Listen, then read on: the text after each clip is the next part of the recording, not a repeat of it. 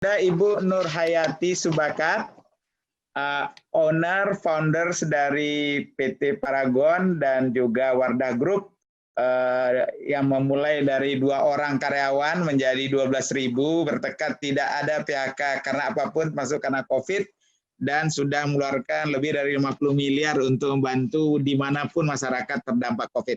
Kami persilakan Ibu Ati. Assalamualaikum warahmatullahi wabarakatuh. Salam kenal nih semua bapak-bapak nih, luar biasa ya. Jadi di sini saya cuma sedikit ya, tadi saya tuh sama nih Pak Yendra Fahmi ya, di kita semangatnya kita sebagai pengusaha sekarang bukan mikirkan diri kita sendiri, ya kita memang ini tanggung jawab sosial kita gitu ya. Jadi kita jangan begitu turun kita PHK karyawan. Ya alhamdulillah kan semangatnya juga demikian. Dan saya pun sendiri, saya ingat di tahun 90 walaupun karyawan baru 25 waktu saya kebakaran, semangatnya juga untuk bangkit kembali itu adalah menyelamatkan karyawan gitu, menyelamatkan karyawan dan supaya kita bisa bayar utang. Nah ini yang saya lihat, semangat ini yang saya lihat kurang di Minang, ya kan? Semangat balik lagi waktu saya sampaikan semangat kepedulian ya, semangat kepedulian terhadap utang.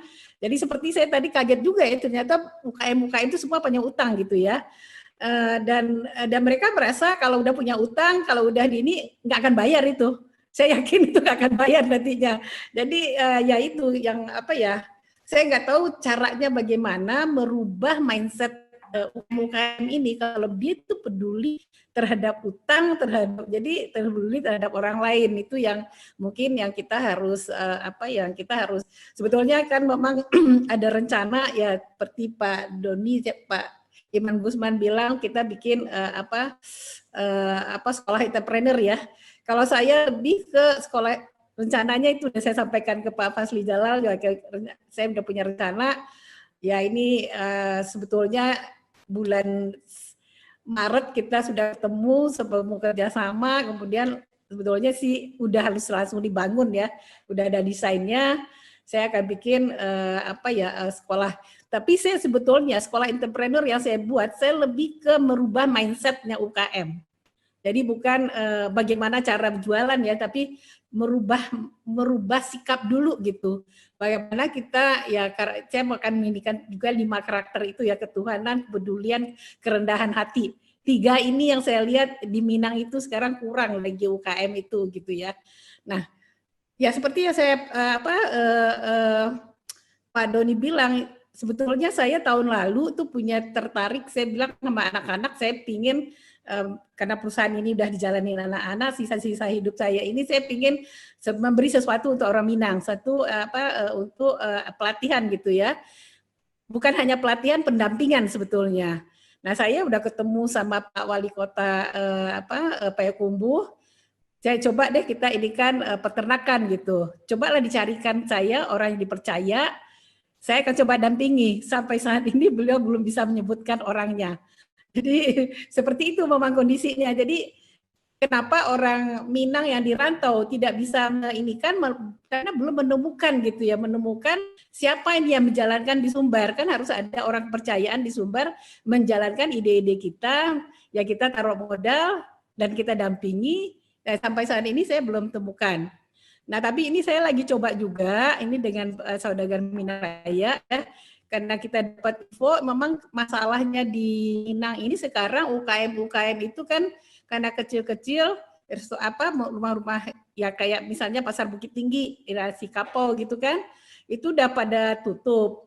Nah sekarang akhirnya cabai harganya jatuh, ayam harganya jatuh, semua harganya jatuh gitu kan. Nah ini kemudian digital pun juga ya gimana orang jualan nasi kapau ya nggak bisa juga bikin delivery gitu kan, belum sampai kayak gitu, pembelinya juga belum. Jadi yang saya lihat di Minang memang harus ada kita accelerated mengenai digitalisasi gitu ya, bagaimana digitalisasi untuk masyarakat bawah ini apa memungkinkan. Ya ternyata sebetulnya kita tuh banyak sekali kayak yang Timi dari Kita Bisa itu adalah dari orang Bukit Tinggi gitu ya. Nah, bagaimana nih milenial ini coba kita ajak milenial ini kalian tuh bisa ngerjakan apa nih terhadap kondisi sekarang. Ini sebetulnya kan pertanian berlimpah ruah tidak nyambung dengan konsumen gitu kan. Dan kemudian rumah-rumah makan itu juga tidak nyambung dengan konsumen. Nah, bagaimana nih membuat mereka bisa nyambung? Nah, tadi kan hebat banget tuh yang dari Sydney kan. Itu kan restorannya bisa jalan ya karena memang udah ada komunitasnya gitu. Nah, bagaimana kita mengadop cara Sydney dengan sederhana? Mungkin itu ya yang kita dalam waktu dekat, maksud saya ini kan COVID ini nggak 3 bulan loh. COVID ini baru selesai, ada yang bilang tuh sampai akhir 2001. Kita new normal, nanti mungkin 3 bulan lagi kita new normal, jadi bukan normal gitu ya. Nah ini kan physical distancing masih jalan. Nah bagaimana kita menghadapi new normal ini? Jadi salah satunya maksud saya menghadapi new normal seperti yang saya alami sendiri itu mempercepat di digital. Ya, kami juga tim mempercepat digital. Alhamdulillah itu udah adalah kelihatan hasilnya walaupun penjualan turun, tapi ini masih insya Allah sih masih dengan kita lihat forecast cash flow itu masih bisa jalan gitu ya. Walaupun penjualan hanya 50% masih bisa gitu. Nah, sekarang mungkin PR-nya digitalisasi untuk UKM Minang ini atau bagaimana kita membantu tokoh yang bikin oleh-oleh kan karena kebanyakan mereka kan toko oleh-oleh makanan kayak gitu ya. Jadi mungkin itu dari saya kira-kira seperti apa. Ya, makasih ya. Baik, terima kasih Bu Ati. Nanti kita diskusikan karena kita punya duta besar Yunani yang kemarin dalam dialog yang lain juga melihat kemungkinan bagaimana produk Wardah ini bisa juga masuk ke Eropa, masuk ke Timur Tengah dengan hub di Yunani. Nanti bisa Pak Duta Besar Pak Ferry